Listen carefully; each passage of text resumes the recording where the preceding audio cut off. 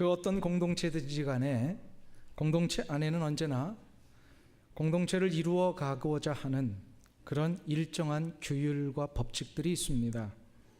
그 규율 중에는 적극적으로 지켜야 할 규율도 있고 또 아주 철저하게 금지해야 할 금기사항도 있습니다. 이것은 우리 신앙 공동체에서도 마찬가지입니다.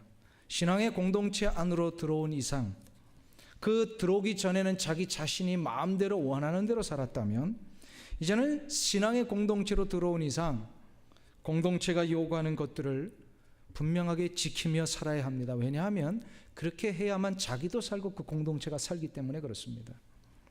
주님께서는 천국 백성들을 교회 안으로 불러주시면서 그 안에서 지켜야 할 여러 규율들을 말씀하셨습니다. 우리가 지난주에 읽어봤던 본문 1절부터 5절까지에는 그 교회 공동체 안의 모든 성도들이 지켜야 될 적극적인 규율들, 적극적으로 이 문제들은 우리가 지켜가야 된다라고 하는 내용이 소개되었다면 오늘 읽은 6절부터 10절까지의 내용은 결코 교회 공동체 안에서는 해서는 안 되는 이 금기사항이 소개되고 있습니다. 아주 호되게 주님이 이 하나만큼은 절대로 교회에서 하지 마라 라고 하는 말씀으로 금기사항을 하나 주셨어요. 그게 바로 뭐냐면 누군가를 공동체 안에서 실족해 하는 문제입니다. 실족해 한다. 이게 무슨 뜻이죠? 누군가 자꾸 넘어뜨리는 걸 얘기를 합니다. 영적으로, 육체적으로, 또 감정적으로 누군가를 넘어뜨리는 것. 초대교회나 지금이나 이 문제는 교회 공동체 안에 늘 일어나고 있습니다. 주님께서 이걸 아셨던 것 같아요. 교회가 건강하게 앞으로 2000년 동안 지금까지 이루어지기 위해서 이 문제만큼은 분명하게 금기사항으로 지키고 가야만 교회가 건강해진다는 걸 아셨기에 이거를 초대교회가 이루어지기도 전에 주님이 미리 말씀하신 거예요. 앞으로 있을 모든 교회 공동체들은 흔들리지 아니하고 건강하게 자라기 위해서는 이 실족해 하는 문제만큼은 절대로 금해라. 절대로 하지 마라. 주님이 이것을 우리에게 주셨는데 그러면 어떻게 하는 것이 실족해 하는 문제로부터 우리가 이제는 그것을 하지 아니하고 더 건강한 교회로 갈 수 있는 것일까? 건강한 천국 공동체를 이루기 위해서는 어떻게 될 것인가를 주님이 오늘 본문에서 가르쳐주고 계십니다. 그것을 우리가 한번 살펴보도록 하겠습니다. 첫 번째로 천국 공동체 안에 이 실족해 하는 문제를 해결하기 위해서는요, 실족해 하는 문제가 얼마나 심각한 죄인지를 알아야 됩니다. 한번 따라하겠습니다. 실족이 얼마나 심각한 죄인지를 인식하라. 일부 예배 때 인식하라 그랬더니 어떤 분이 알라 그렇게 대답을 하셔. 그게 더 확실한 거예요. 뭐 이렇게 고상하게 뭐 한자 쓸 필요 없어요. 실족이 얼마나 심각한 죄인지를 우리가 알아야 됐다는 거예요. 알아야 된다는 거예요. 6절을 한번 보실까요? 6절이 그 말씀을 가르쳐 줍니다. 같이 한 목소리 읽습니다. 누구든지 나를 믿는 이 소자 중 하나를 실족해 하면 차라리 연자맷돌을 그 목에 달리우고 깊은 바다에 빠뜨리우는 것이 나으니라. 아멘. 연자맷돌을 목에 달고서 바닷물에 빠지는 게 누가 빠지는 거예요? 실족 당한 사람이 빠지는 거예요? 실족해 하는 사람이 빠지는 거예요? 실족해 하는 사람. 그렇죠. 성경의 본문을 분명히 보니까 그 이야기를 하시는 거예요. 여기에 대해서는 더 이상 해석이나 논의의 여지가 없어요. 누군가를 실족해 했다면 그 실족해 한 사람은 이제 차라리 바닷물에 연자맷돌 달고 빠지는 게 낫다. 여기서 그러면 소자가 나오면 누구를 그렇게 했다라는 거예요? 소자가 누구예요? 초대교회에서부터 지금까지 교회 안에는 이런 소자들이 있습니다. 연약한 자입니다. 특별히 영적으로 아직 연약한 상태에 있는 사람. 그리스도를 믿어 구원의 반열은 올랐으나 그의 신앙과 믿음의 행위가 아직 연약해서 이렇게 강하지 못한 상태에 있는 분들이 있잖아요. 조금이라도 이렇게 좀 심한 말 들으면 상처받고 누군가가 이런 거 뭐 왜 이래야 하면 그냥 그 마음의 아픔이 막 일어나는 그 연약한 사람들이 있어요. 이런 것을 성경에서는 어린아이와 같은 수준에 있는 신앙이다라고 사도 바울은 표현하죠. 이런 어린아이와 같은 수준에 있는 자들, 이런 분들의 특징이 뭐냐면 조금이라도 누군가 상처를 주고 누군가 심한 말하면 다 넘어집니다. 연약하기 때문에 어린아이들에게 그냥 한번 툭 치기만 해도 어린아이들 그냥 자빠지잖아요. 길거리에서. 마찬가지로 이런 분들은 그렇게 하면 안 된다라는 거예요. 그런데 누군가가 이 어린아이와 같은 영적인 상태에 있는 분을 향해서 툭 치고 그냥 말 한마디 툭 던져버리고 그냥 날카로운 눈으로 한번 째려보고 그냥 다 넘어져요. 다 넘어진단 말이에요. 여기서 넘어지게 한다라고 하는 것은요, 더 정확한 의미로 뭐냐면 죄에 빠지게 한다라는 의미예요. 오늘 8절에 나오는 단어가 하나 있습니다. 만일 내 손이나 내 발이 너를 범죄케 하거든. 여기서 범죄케 하다라고 하는 이 8절의 단어와 6절에 나오는 이 소자 중 하나를 실족케 한다. 이 실족이라는 단어가 원어에선 같은 단어입니다. 헬라어에 우리 지난 시간에 제가 잠깐 말씀드렸지만 스칸달리조라고 하는 이 단어가 원래 영어의 스캔들이라고 하는 단어의 어원이다라고 얘기를 했습니다. 즉 이게 누군가가 이렇게 딱 걸림돌이 돼버리는 거예요.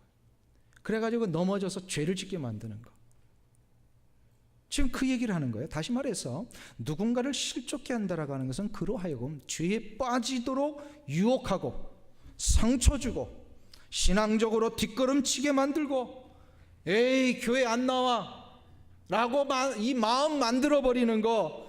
그래서 그냥 겨우 마음 추스리고 예수 믿겠다고 나온 그들이 다시금 옛날에 예수 믿기 이전의 생활로 다시 돌아가는 거. 예수 믿기 이전에 그런 세상적인 습관으로 다 돌아가 버리는 거. 이렇게 만드는 거예요. 이게 바로 실족케 하는 거예요. 이러한 일을 하는 것이 얼마나 심각한 죄인지 주님께서는 오늘 본문에서 차라리 그런 실족시키는 일을 하는 사람들은요, 목에 연자맷돌 달고 바다의 물에 빠져 죽으라, 이 얘기를 하시는 거예요. 이거 얼마나 무서운 말씀이세요. 죽음에 빠진다라고 하는 것은요, 당시 로마 시대에 유행하던 죄수를 죽이는 방법 중에 하나였습니다. 연자맷돌이라는 것은 우리가 손으로 돌리는 그런 맷돌 정도가 아닙니다. 큰 당나귀가요, 마당 앞에서 그 자기 어깨에 연결시켜서 돌리는 큰 맷돌을 얘기를 합니다. 이것을 목에 달고 바다에 빠지면 어떻게 될까요? 다시는 살아 올라오지 못합니다. 주님께서 이 비유를 사용하신 것은요, 누군가를 실족케 하는 죄가 이만큼 심각한 죄라는 거예요. 이런 죄를 짓는 자는 결코 바닷물에 이 연자맷돌 달고 빠졌으니까 다시 살아오지 못하듯이요, 결코 회복되지 못할 가능성이 크다라는 것을 주님이 지금 암시하고 계세요. 왜 그런지 아세요? 이 죄는요, 다른 사람의 영혼을 죄에 빠뜨려서 지옥으로 인도하는 영적인 살인 행위이기 때문에 그렇습니다. 그래서 주님은 오늘 8절과 9절에서 잘 보세요. 자기 스스로 죄에 넘어져서, 다시 말해서 자기 스스로 실족하여서 죄를 짓게 되는 자와 오늘 6절부터 7절에 나오는 누군가에 의하여서, 누군가가 자신을 실족시켜서, 그래서 이 실족시킨 사람은 누군가로 죄를 짓게 만드는 이 사람을 6절과 7절과 8절이 비교하고 있는 거예요. 자기 스스로 실족하는 사람과 누군가를 실족시키는 사람을 지금 비교를 하는데, 그게 얼마나 심각한 차이냐면, 스스로 실족해서 넘어졌던 사람은요, 손과 발을 잘라내는 이 결단을 통해서 죄에서 구원함을 받을 가능성이 있다는 거예요. 즉 지옥불에 던져질 만한 일인데도 불구하고 그가 회개하고 돌아오면 다시금 하나님의 거룩한 천국의 자리로 돌아올 수 있는 가능성이 있습니다. 이게 이제 스스로 죄에 빠진 사람에 대한 얘기예요. 이게 8절 9절이죠. 그런데 남을 실족케 하는 사람은 회복될 가능성이 극히 적다는 뉘앙스예요. 지금 물론 이 본문이 정확하지는 않습니다. 제 해석이 정확하지는 않을 거예요. 그럼에도 불구하고 저는 나중에 천국에 올라가서 하나님 앞에 좀 묻고 싶어요. 이 본문 진짜 이런 자들은요, 더 이상 회복하지 못한다라고 하신 말씀일까요? 제가 한번 여쭤보고 싶어요. 그러나 이 본문을, 이 비유를 쓰신 내용을 그대로 그 뉘앙스를 보면요, 물에 빠진 자 못 올라오잖아요. 연자에 달고 빠진 자는. 이만큼 심각성을 주님이 지금 얘기를 하시는 거예요. 이거는 공동체의 아주 악이라는 거예요. 악이. 문제는 누군가를 실족시키는 이런 일이 죄인지를 잘 모르고 그냥 함부로 한다는 거예요. 공동체 안에서 함부로 합니다.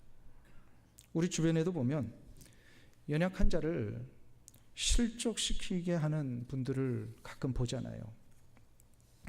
그런 실족시키는 일의 대부분, 거의 뭐 한 90% 이상이 뭘 가지고 실족을 시킵니까? 말이에요. 말 가지고 실족. 성경에서도 구약에도 잠언, 시편 뭐 수없는 곳에서, 신약에 와서도 주님도 공간복음 속에서, 그리고 나중에 이 사도들에 의하여서도 보면요, 교회 안에 자꾸 교회 실천적인 강령을 얘기를 할 때 말 조심하라. 말 조심할 것을 너무나도 많이 강조하고 있어요. 왠지 아세요? 사단이 우리 성도들을 넘어뜨리고 그 공동체를 아프게 하고 힘들게 하는 가장 잘 사용하는 첫 번째 방법이 뭐냐면 이 말이에요. 사단은 이 말을 가지고 우리를 자꾸 아프게 만들고 넘어뜨린다. 거기에 어떤 사람들이 자기도 모르게 이용당하는 거예요. 누군가를 실족시키는 사람. 그러니까 이 말을 조심해야 된다는 거예요. 말. 잠언 11장 11절에 보면 성읍은 정직한 자의 축복으로 진흥하고 악한 자의 입으로 말미암아 무너지느니라. 솔로몬이 나라를 다스리는 왕이잖아요. 나라가 잘 되고 안 되는 거, 나라 안에 다스림을 받는 그 성읍이 잘 되고 안 되는 걸 보았어요. 그러니까 뭐예요? 잘 되는 성읍 보니까 정직한 자의 축복으로 진흥, 자꾸 축복하고 블레싱하고 이런 진흥한다는 거예요. 그런데 악한 자들이 악한 말을 하잖아요. 그 성읍이 다 무너진다는 거예요. 다 무너져요. 집에서도요, 자꾸 블레싱을 해야지. 이 빌어먹을 아이들 향해서 자꾸 그런 말 쓰잖아요. 무너져요. 그 가정 무너집니다. 교회 공동체도 마찬가지예요. 연약한 신앙을 가지고 있는 자에게 말 한마디 잘못함으로 그가 옛생활로 돌아가 버리게 만들면요, 이거는 그 영혼을 파괴시키는 것뿐만 아니라 그 공동체를 망하게 만든다는 거예요. 그래서 야고보 사도가 이게 얼마나 초대교회에도 있었던 것 같아요. 이게 얼마나 심각한 문제인지 야고보서 3장 8절에 이런 얘기를 합니다. 혀는 능히 길들일 사람이 없나니 쉬지 아니하는 악이요 죽이는 독이 가득한 것이라. 와, 죽이는 독이 가득하다. 옛말에 우리 한국 속담에 촌철살인이라고 그러죠. 한치밖에 되지 않은 쇠조각 가지고 사람을 죽인다는 거예요. 이게 바로 혀의 문제를 얘기하는 거예요. 혀를 가지고 어떤 사람은 죽입니다. 근데 촌철활인이라는 말이 있어요. 한치밖에 되지 않는 이 혀를 가지고 사람을 살립니다. 지금 이거를 우리가 깨달으는 거예요. 교회 안에, 공동체 안에 주님이 아예 초대교회가 시작되기도 전에, 예수님이 십자가에 달려 돌아가시기도 전에 이 문제를 미리 얘기를 하셨어요. 제발 여기에 빠지지 말라. 농담 한마디 때문에 어떤 사람이 상처를 받고요, 평생 교회를 떠나는 사람도 있어요. 아주 오래전에 나이가 많으셨던 한 목사님으로부터 설교 속에서 들은 이야기가 기억이 납니다. 그 목사님이 오래전에 이야기를 하셨는데요, 한국의 한 시골교회 한 남자아이가 주일학교에 나왔습니다. 그 아이가 집이 얼마나 가난했던지 교회 올 때마다 똑같은 옷을 입고 있는데 누더기 같은 냄새나는 옷, 빨지도 않아요. 이 아이는 보니까 똑같은 옷, 그러니까 얼마나 냄새가 많이 나겠어요. 고무신도 다 찢어지고 시꺼먼 거, 발가락이 막 이렇게 바깥으로 새어 나오는 거, 이거 있고. 그걸 매주일 아이가, 그러니까 옆에 있는 애들이 막 냄새나서 싫어하고 그러죠. 그래서 한 번은 주일학교 선생님이 이 아이에게, 얘야, 다음 주일에는 교회 올 때 옷 좀 빨아입고 오너라. 물론 선생님은 좋은 의도로 얘기하셨을 거예요. 저는 그렇다고 믿어요. 그런데 그 말이 이 아이에게 굉장히 상처가 됐어요. 실족해버렸어요. 그 이후로 이 아이가 다시는 교회를 오지 않았습니다. 이 어린아이가 누군지 아세요? 박정희 대통령입니다. 박정희 대통령이 살아생전에 몇 번에 걸쳐서 이제 국가 조찬 기도회를 참여했는데, 그때 목사님들이 모인 자리에서 한 번 조찬 기도회 때 그 이야기를 하시더래요. 자기 어린 시절에 그 선생님의 말 한마디 때문에 상처받았다. 그러면서 그 목사님들 앞에서 그런 얘기를 했답니다. 그때 그 선생님이 나의 처지를 알고 조금만 격려해 줬더라면 나는 아마 지금 기독교인이 되었을 것입니다. 라고 이렇게 고백을 했습니다. 제가 그 얘기를 듣고요. 그때 박정희 대통령이, 그 어린 박정희가 예수를 믿고 하나님의 사람만 되었어도 우리 한국 현대사가 이렇게 정말 훨씬 달라졌을 텐데. 훨씬 달라졌을 텐데. 교회의 직분을 맡으면 맡을수록, 신앙의 공동체 안에 들어온 연수가 올라가면 올라갈수록, 그래서 책임 있는 자리에 올라갈수록 우리는 이 부분을 분명하게 조심해야 돼요. 말을 조심해야 돼요. 혹시 이 말이 상대의 마음을 상하게 하는 것은 아닐까? 혹시 이 말 때문에 혹시나 좌절하는 것은 아닐까? 이 말 때문에 실망하여 그동안 쌓아놨던 신앙을 다 무너뜨리는 것은 아닐까? 이거를 생각을 해야 돼요. 이거 생각 안 하고 막 저질러 버리면 그건 뭐예요? 죄예요. 죄 중에서 심각한 죄. 오늘 본문에 아예 그런 죄 짓는 사람은 연자맷돌 목에 달고 바닷물에 빠져 죽으라, 지금 주님이 그 얘기를 하신단 말이에요. 저는 이 말씀 듣고 너무 막 겁이 났어요. 너무 막 가슴이 뛰더라고요. 막 이게 제대로 말씀을 보니까 이게 굉장히 무서운 말씀이에요. 사랑하는 성도님 여러분, 이 문제에 걸려 넘어지지 않기 위해서는 어떻게 되느냐? 누군가를 실족시키는 것이 심각한 죄라는 것을 먼저 인식해야 됩니다. 이게 죄라는 걸 알아야 돼요. 그러니까 말 한마디 잘못하면 그 죄 짓는 거예요. 자, 두 번째로 이 실족의 문제를 해결하기 위해서는 어떻게 되느냐? 오늘 본문에 보니까 거침돌이 되지 말고 디딤돌이 되라 말씀하십니다. 한번 따라하겠습니다. 거침돌이 되지 말고 디딤돌이 되라. 오늘 10절 말씀이 그것을 가르쳐줍니다. 우리 10절을 보겠습니다. 10절 말씀 합독합니다. 삼가 이 소자 중에 하나도 없인 여기지 말라. 너희에게 말하노니 저희 천사들이 하늘에서 하늘에 계신 내 아버지의 얼굴을 항상 배옵느니라. 아멘. 이 말씀을 쉽게 우리 이해할 수 있다고 생각하죠. 이게 좀 쉬운 말씀은 아니에요. 소자 중에 하나도 없인 여기지 말라 했는데, 이 소자가 어떤 자인지를 알아야 됩니다. 이 소자는 어떤 자이냐? 그들의 천사들이 있다라는 거예요. 이게 무슨 얘기예요? 천사가 있다. 이 말씀을 이해하려면 저들의 천사가 누구인지를 알아야 돼요. 천사가 어떤 사람들입니까? 어떤 존재들입니까? 하나님께서 하늘에서 이 천상에서요, 이 부리시는 그 하나님의 수종드는 자들이 천사입니다. 근데 이 천사는요, 인간보다 능력이 훨씬 더 월등한 존재들이에요. 그래서 이 천사들은 하나님의 얼굴을 직접 대면하고 천상에 있다가 하나님께서 이 천사들을 때를 따라 이 우리 인간 가운데 보내신다는 거예요. 그래서 성경에도 보면 천사들을 보내시는 그 내용들이 가끔 나오잖아요. 하나님이 천사들을 보내시는데 교회 공동체 안에서 연약한 자들을 보호하시고 인도해 내시기 위하여 직접 우리 연약한 자들을 위하여 천사를 보내신다는 거예요. 그만큼 하나님이 공동체 안에서, 교회 공동체 안에서 한 영혼, 한 작은 소자를 소중히 여기신다라는 거예요. 천사를 보내실 만큼. 여러분들 이거 믿습니까? 그러니까 여러분들에게 때때로 연약하여지고 힘들어질 때 하나님이 천사를 보내신다는 거 믿으시기를 바랍니다. 아멘. 자, 이렇게 천사를 보내셨는데 이것을 우리가 안다면 누군가 한 영혼, 연약한 영혼이 있는데요, 천사를 보내실 만큼 하나님이 그 영혼 소중하게 여기시고 그를 보호하시고 그를 하나님이 인도해 내려고 하시는데, 우리가 하물며 하나님도 그러하시는데 그 연약하고 작은 소자들을 향하여 업신여기면 되겠느냐 이 말이에요. 업신여기지 말라는 거예요.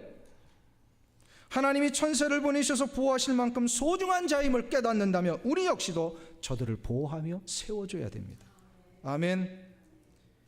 이 두 번째 명령은요, 실은 우리가 실족해 하지 않겠다라고 하는 이 소극적인 결단을 넘어서서 이제는 적극적으로 누군가를 일으켜주며 세워주겠다라고 하는 그런 적극적인 결단입니다. 누군가에게 그래서요, 실족시키는 거침돌이 되지 말고 오히려 그를 세워주는, 그의 길을 인도해주는 디딤돌이 되어야 할 줄 믿습니다. 한번 따라하겠습니다. 거침돌이 되지 말고 디딤돌이 되라. 할렐루야.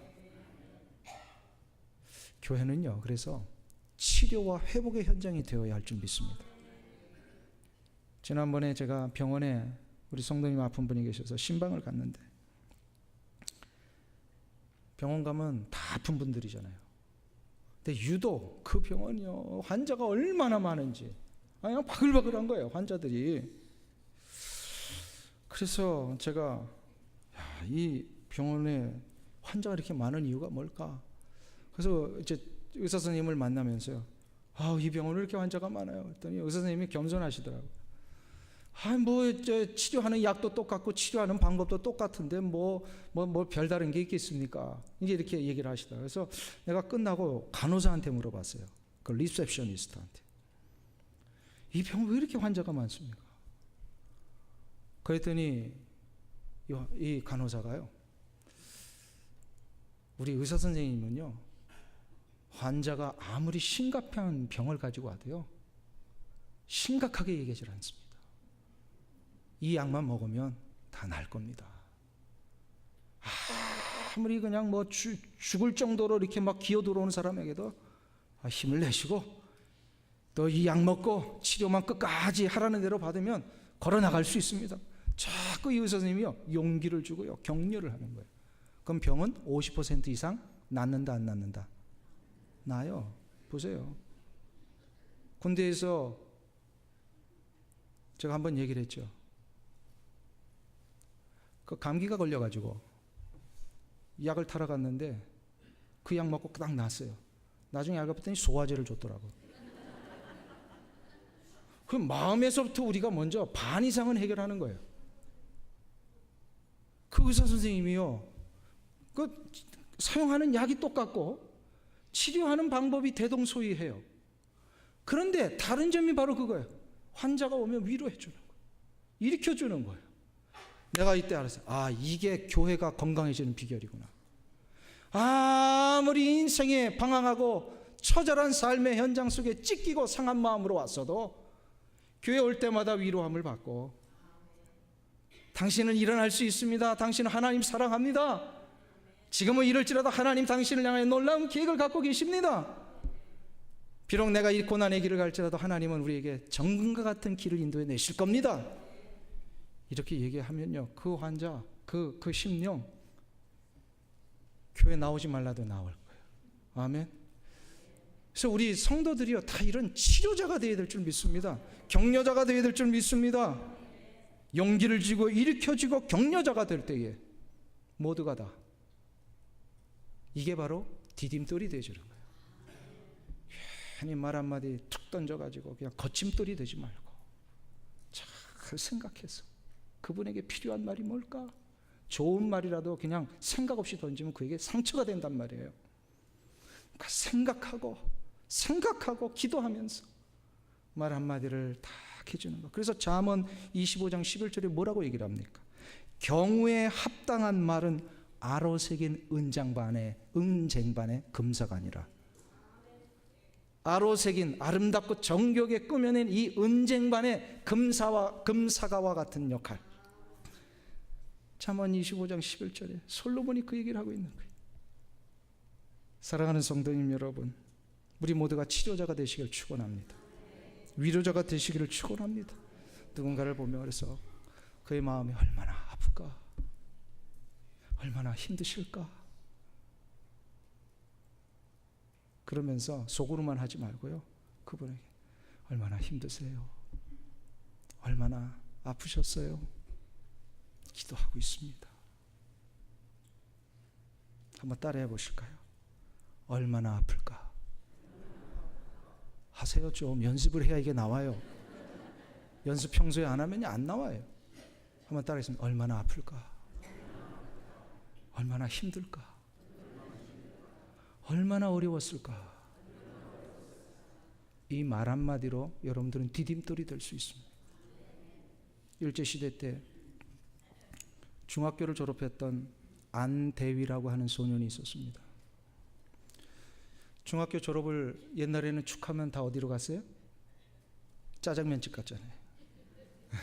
이 안대위 소년도요, 친구들하고 짜장면집 가서 서로를 자축하고 짜장면을 먹으면서 일제시대 때니까 얼마나 억눌려서 공부를 했겠어요. 그래서 우리 민족을 위하여서 장래의 포부를 꿈을 꾸면서 우리가 이렇게 훌륭한 사람 되자 서로 이렇게 아주 격려하면서 이야기를 하고 있었습니다. 이때 이 정두희라는 소년이 나는 훌륭한 목사가 돼서 어둠 속에 있는 이 민족, 이 백성들에게 희망을 주고 싶다, 이 얘기를 했어요. 친구들 앞에서. 이 이야기를 할 때 그 옆에서 이 소년들이 이야기하고 있는 것을 들었던 한 어른이 그 옆에서 음식을 먹다가 갑자기 일어나셔서 이 아이들에게로 와서 학생들을 향하여 격려를 하기를 시작합니다. 정말 여러분들이 얘기한 대로 되기를 원합니다. 나는 여러분을 지켜볼 겁니다. 여러분은 분명히 그렇게 되고도 남을 분들입니다. 이렇게 격려를 해주고 목사가 돼서 어두운 이 민족의 백성들에게 소망을 주겠다라고 하는 이 정대희라는 학생에게 이 어른이요, 고개를 숙여서 이렇게 절을 하면서 인사를 하고 다음과 같은 말을 합니다. 정 목사님, 아직 중학교 3학년밖에 안 되는 정 목사님, 반드시 훌륭한 목사님이 되셔서 이 나라와 국민들을 좋은 길로 인도해 주시기를 바랍니다. 저는 정 목사님이 반드시 그렇게 되실 줄 믿습니다. 그리고는 자기 자리로 돌아갔답니다. 나중에 알고 보니까 이분이 누구냐? 도산 안창호 선생님이셨어요. 안창호 선생님의 일화에 나옵니다. 그리고 이 이야기를 들었던 정대희라는 분의 나중에 이 수기집에서 나오는, 그러니까 두 분의 이야기가 같은 이야기니까 이건 진실이잖아요. 거기에 나와요. 이때부터 이 안창호 선생님의 인사와 격려를 받은 이 정대희라는 소년이요, 자라면서 입버릇처럼 이야기를 합니다. 나는 우리 민족의 지도자야. 안창호 선생님이 인정한 사람이야. 나는 반드시 그분의 기대대로 훌륭한 목사가 될 거야. 그리고는요, 인생에 고난이 오고 아픔이 오고 그의 인생의 길에 어떤 시련이 왜 없겠습니까? 가난한 소년이었고요, 일제시대 때 억압받던 소년인데 뭐가 보장되어 있을 수 있었겠습니까?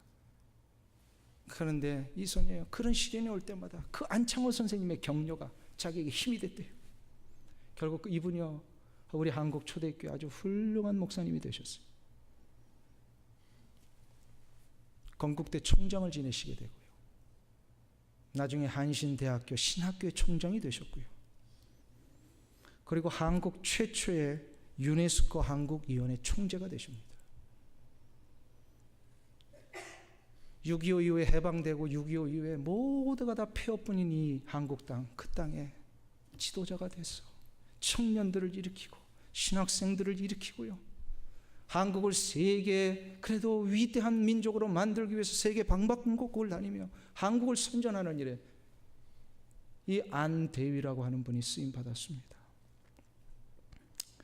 안창호 선생님의 이 작은 격려 한마디, 이것은 바로 작은 소자를 업신여기지 아니하고 하나님께서 그 사람을 천사로 보호하실 만큼 소중히 여기신다라고 하는 이 확신 속에서 나온 신앙의 섬김이었습니다. 아무리 작은 자라도 소중히 여기고 업신여기지 않을 때 우리는 우리의 그들의 인생에 우리는 디딤돌이 될 수 있습니다. 아멘. 사랑하는 성도님 여러분, 한 인생을 실족케 하는 거침돌이 되지 말고 디딤돌이 되시길 축원합니다. 가정에서 여러분의 자녀들에게 디딤돌이 되시기를 축원합니다. 그냥 아버지 엄마 때문에 받은 상처 때문에 그냥 애들 방황하게 만들지 마시고요. 1세들이 그냥 교회에서 시끄럽게 만들고 서로 분열하는 모습 때문에 2세들이 교회 안 나가겠다라는 이 거침돌이 되지 말고 조금 힘들어도 참고 내가 속상해도 안고, 그래서 우리의 다음 세대들이 일어날 수만 있다면 내가 이 길을 그래서 격려하며 용기를 주며 가겠습니다. 이 디딤돌이 되시기를 축원합니다. 사랑하는 성도님 여러분, 이것이 주님이 우리에게 원하시는 공동체의 모습이에요. 한번 따라하겠습니다. 거침돌이 되지 말고 디딤돌이 되라. 이거를 옆에 분에게 하지 말고 자기에게 해야 돼요. 한번 손가락을 이렇게 놓고 거침돌이 되지 말고 디딤돌이 되라. 아멘. 아멘. 마지막 세 번째로, 실족의 문제를 해결하기 위해서는요, 성령의 사람이 되어야 합니다. 한번 따라하겠습니다. 성령의 사람이 되라. 성령의 사람이 되어야 돼요. 8절을 한번 보겠습니다. 8절 말씀 우리 같이 한 목소리를 읽겠습니다. 만일 내 손이나 내 발이 너를 범죄케 하거든 찍어내버리라. 불구자나 절뚝발이로 영생에 들어가는 것이 두 손과 두 발을 가지고 영원한 불에 던지우는 것이 나으니라. 아멘. 지금 주님은 죄를 짓게 만드는 모든 원인을 철저하게 배제하라고 하십니다. 남에게 죄를 짓게 하든 자기 스스로 죄를 짓든 죄를 지으면 일단 어떤 일이 뭐냐? 심각한 결과가 일어난다는 거예요. 하나님으로부터 멀어지게 됩니다. 죄 지은 사람들 한번 보세요. 일단 하나님과의 감각이 없어져요. 예배 드리는데 기대함이 없어요. 예배 드리는데 열망이 없습니다. 예배 간절함이 없어집니다. 찬송이 힘들어집니다. 기도하는데 기도가 안 나옵니다. 하나님의 거룩하고도 영적인 일들을 하라는데 전혀 마음이 가지 않아요. 죄 지으면 그렇게 돼요. 그러니까 죄가 있어도 할 수 없이 눈치 때문에 하는 사람들 보세요. 억지로 합니다. 억지로 해요. 남한테 보이려고 하는 경우가 너무 많아요. 이게 이제 죄된 자의 결과예요. 그래서 자꾸 멀어지는 거예요, 하나님과. 그렇기 때문에 우리는 하나님으로부터 우리를 멀어지게 만드는 모든 환경, 조건, 모든 관계들, 이 모든 상황들을 단호하게 잘라내야 됩니다. 잘라내야 돼요. 옛날 버릇으로 돌아가 다시금 도박하게 하는 일에 나를 빠지게 했다면요, 손을 잘라내라는 거예요. 가서는 안 되는 곳에 가서 죄짓게 만들었다면 내 발을 잘라내라는 겁니다. 보아서는 안 되는 이 죄된 것을 보았다면 내 눈 뽑아버리라는 거예요. 와, 얼마나 무서운 말씀이에요. 지금 이 말씀대로라면요, 여기 앉아 계신 분들 몸 제대로 성한 분 아무도 없을 것 같아요. 저를 포함해서. 그렇잖아요. 그러면 주님이 왜 이 말씀을 아주 심각하게 하신 것일까? 이렇게 혹독하게 하신 것일까? 무엇을 말씀하기 위하여 이런 어떤 비유를 쓰신 걸까요?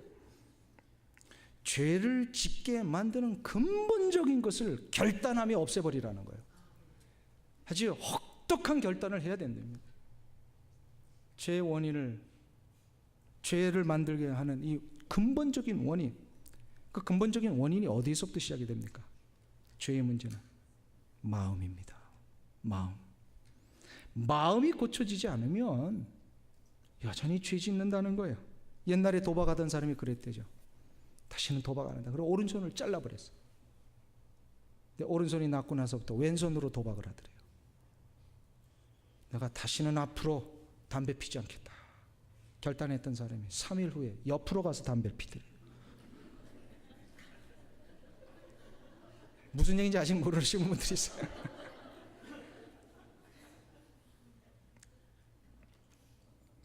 손만 잘라낸다고 해결될 문제가 아닙니다. 죄 짓는 아이 회초리 들고 종아리만 친다고 해서 될 문제가 아닙니다.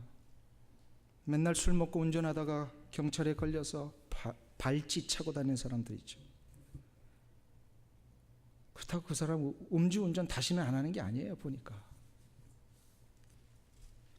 근본적인 원인을 잘라내야 돼요. 지금 그게 주님이 지금 얘기를 하시는 거예요. 근본적인 원인을 잘라내라. 그 원인이 어디서냐? 마음입니다. 마음을 잘라내지 않으면 안 된다는 거예요. 죄짓게 만드는 이 마음. 그럼 마음을 어떻게 잘라냅니까?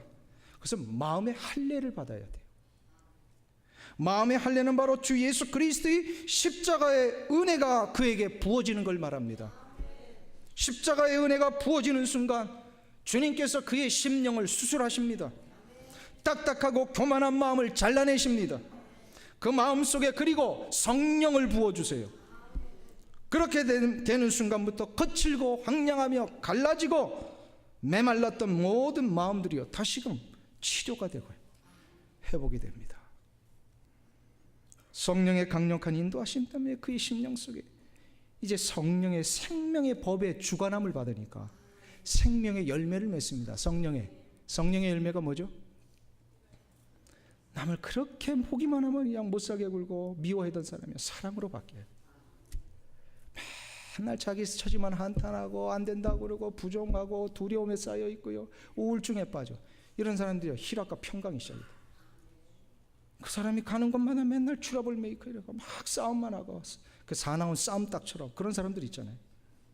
갈 때마다 뭐 한마디 얘기하면 그냥 막 혈기부터 부리는 사람들. 이런 사람들이 성령의 생명의 법의 지배를 받으니까 이 사람이 가면서 평강을 이루고요, 피스메이킹을 하고, 그냥 조그만 일에도 참지 못하고 분노하던 사람들이 인내하게 되고 그의 말에서 온유한 말이 나오고. 이것이 되려면 어떻게 알아? 성령의 사람이 되어야 합니다. 마음의 할례를 받아야 합니다. 우리 주 예수 그리스도의 십자가의 은혜가 그의 심령 속에 부어져야 됩니다. 이것이 되려면, 이것이 되는 순간부터 회복될 때까지는 고통이 따릅니다. 왜냐하면 수십 년 해오던 자기 스타일을 버려야 되니까. 얼마나 힘듭니까? 사람 만나서 그냥 얘기하고 싶은 사람들은 이거 못하게 하면요 화병 생겨요. 만나면 2박 3일 동안 남의 허물 얘기하고 가십거리만, 이거 얼마나 재밌습니까? 그죠? 이거를 못하게 하면요 그 사람 병나요. 그런데 그대로 가면 그 사람 망하니까 어떻게 하라는 거예요? 그 심령이 성령의 수술을 받아야 된다는 거예요. 성령의 수술을 받는 동안에 아파요. 못하게 하니까 힘들어요. 그러나 그 아픔을 통과하면 그 사람 살아요. 살아야 돼요. 죄를 짓던 손과 발을 잘라내고 눈을 뽑아버리는 건 아픈 일이에요. 그러나 이 아픈 일이지만 수술 받으면 그의 인생은 살 수 있습니다. 아멘. 사랑하는 성도님 여러분, 성령의 사람이 되시길 축원합니다. 성령의 충만함을 받으시길 축원합니다. 여러분의 영혼과 육체와 감정 속에 아직도 잘라내어지지 아니했던 죄된 습성들, 말들, 가치관들, 기준들을 잘라내시기를 축원합니다. 그때 비로소 주님이 여러분의 영혼을 기뻐하실 거예요. 그리고 그런 이들이 모여있는 이 교회 공동체를 우리 주님은 기뻐하시고 사용하실 줄로 믿습니다.